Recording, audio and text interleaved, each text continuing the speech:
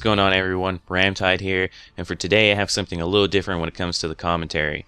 I've been wanting to do some commentaries that are more off topic, and I came across this article the other day. I don't really remember how I came across it. I think it was on Facebook or something, but it's titled "How to Get a Shy Person to Open Up to You in 5 Minutes or Less." I really wanted to use my perspective on this article because, as you may not know, I'm pretty shy myself, although I was a lot more so as a kid. When it comes to my goal for this commentary, it's really just to give you guys some insight on what could help you when interacting with someone that you know is shy or that you may think is shy. So first up would be the definition of what shyness is. Now the article itself uses Psychology Today's definition, but I'm going to go with the American Psychological Association's definition of shyness. So shyness is the tendency to feel awkward, worried, or tense during social encounters, especially with unfamiliar people. It also goes on to talk about how severely shy people may have physical symptoms as well, such as blushing or sweating. Now, this can also cause negative feelings about themselves. It can cause them to worry about how others view themselves and a tendency to withdraw from the social situation that they're in at the time. Now, this isn't to say that not everyone has had shy moments in their lives, because most people, if not all, have. So essentially, I think that this article is really for those who kind of meet that definition on a more common basis. This is something they deal with for the most part every day of their life.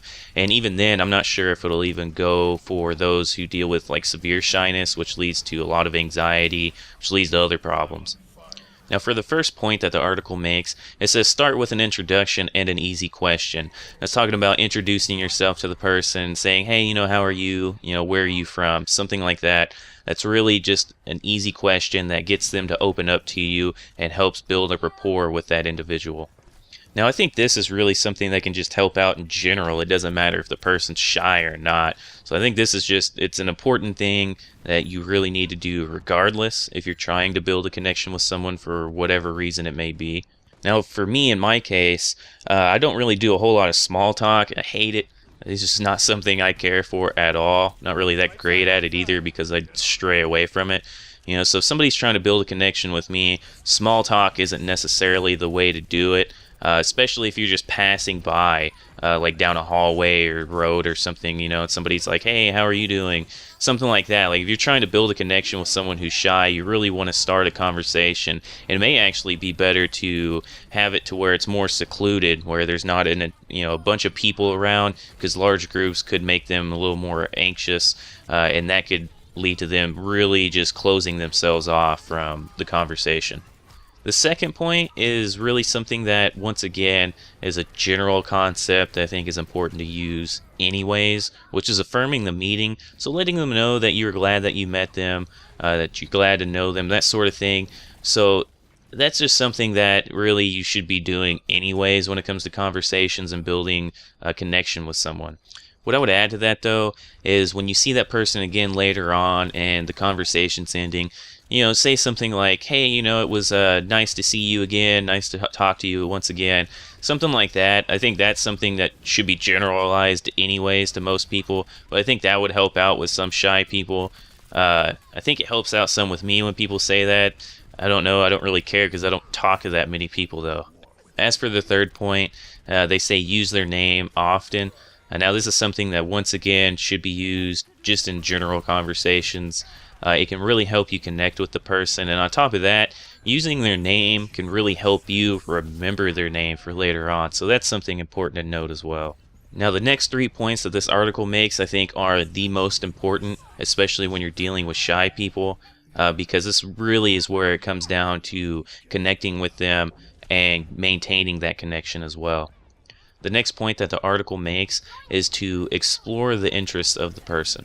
Now this is a point that I can really attest to, because when people really take an interest in what I like to do or my hobbies or anything, it really puts me at ease, because these are topics that I'm already comfortable with.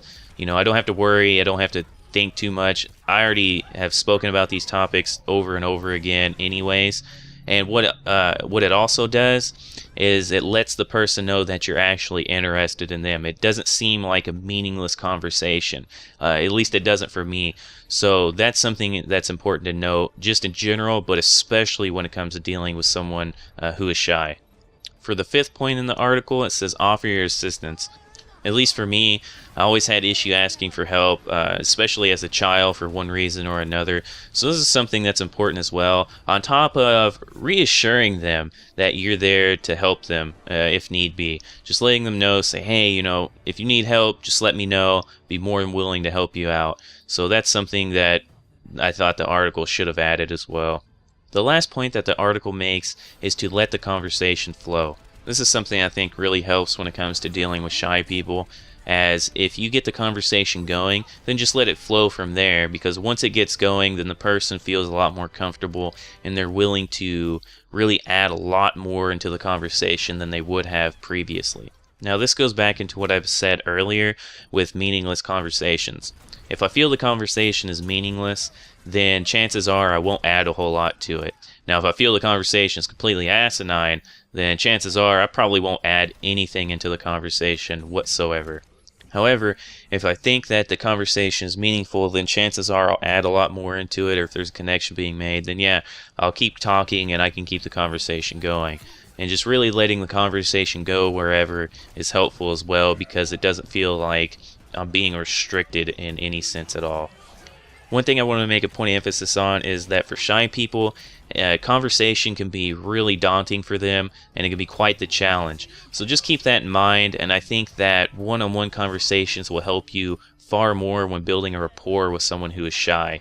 Because especially for me, when it comes to group conversations, I can really shy away from it and not have to add as much because there's so many people there. And at the same time, when I have to speak, it just feels weird because there's so many people looking at me. So a one-on-one conversation feels much more comfortable as someone who's shy, and you can really get them to open up a lot more as well, building a much stronger bond with that person. Other than that, I hope you guys enjoyed the video and learned something, and I hope that you guys will be able to utilize some of this information for yourself when it comes to dealing with people who are shy.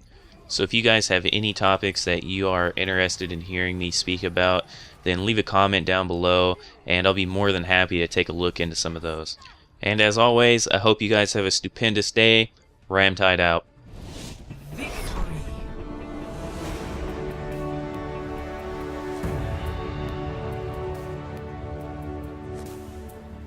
Play of the game.